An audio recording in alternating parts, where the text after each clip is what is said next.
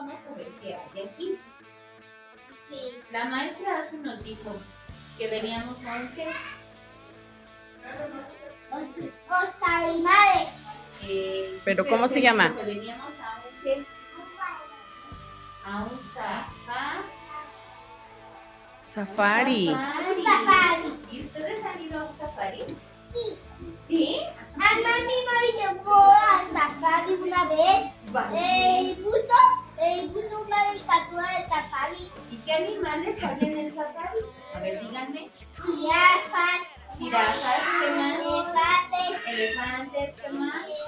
Leones, ¿qué más? Osos. Osos, ¿qué más? Pollitos.